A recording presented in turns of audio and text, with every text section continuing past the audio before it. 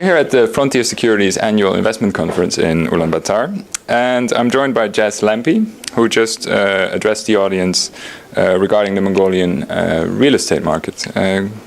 Mr. Lampe, could you please just summarize some of your insights into the Mongolian real estate market? Certainly.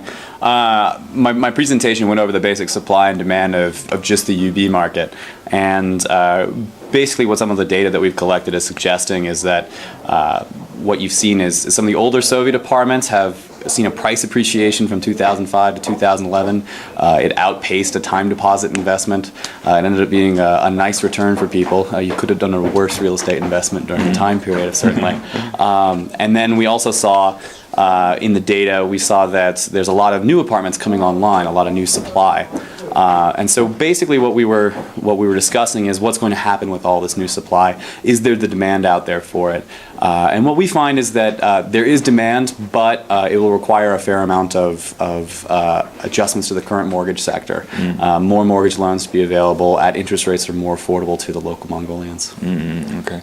Well, in terms of the market, what is the luxury end of it? How large scale is it, and how is it developing? There's a lot of luxury going online right now, but I would say that what you're seeing in the market is a lot of people are purporting to create luxury, and a lot of people are just kind of crowding into that sector. Whether or not it ultimately ends up being luxury is ultimately the product, the finishings and things like that.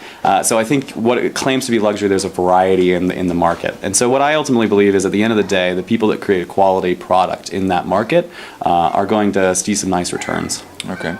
And in the foreseeable future, do you think the Mongolian mortgage market will loosen up? Will credit become more easily available to consumers to support the growth of the housing market? I would say so. The government has been verbally very supportive of it. You've been seeing moves to lower the interest rate down from 1.5% per month all the way down to 6% interest per year.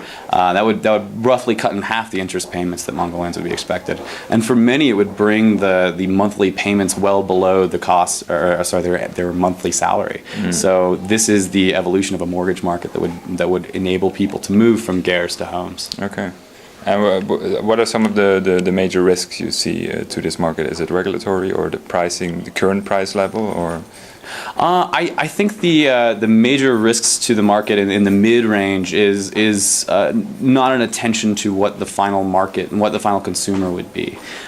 So as I mentioned before, luxury makes sense to me. There are Mongolians that are becoming incredibly wealthy, and if you can design something for them that is attractive to them, they will buy it. For these mid-range products that are priced a little bit higher than what people can afford, but they're not quite luxury buildings, that's what I'm concerned about. And so there's one of two solutions for that. Either the mortgage rates lower in order to allow people to move into them, or you're going to see them having to make adjustments to the pricings. Okay. Yeah, the second option probably not as good as the first. And say foreign investors who are looking at this, how would they be able to participate in this market if they're interested? What are some of the good things to come in here? Good question. There are a lot of interesting real estate opportunities right now. One of the major ones that we offer luxury apartments renting out towards expatriate populations. People that have invested in our previous projects who have either exited the investment have seen a nice capital appreciation. Those who are continuing to rent out can see rental yields anywhere from 10 to 20%, depending on when they purchased in. So those are very attractive. Other real estate opportunities that are fascinating. Our company has hopes in the future of doing additional REIT-style investments, where people would be able to buy a stake in a series of projects and things like that. Types of real estate projects you really don't do one-off. Things like warehousing and those types. Warehousing is currently a sector that's underserved right now. Okay. Yeah. Perhaps I should mention Mr. Lampe works for the company Mongolian Properties. If I didn't mention that, I'm doing a bad job. I will.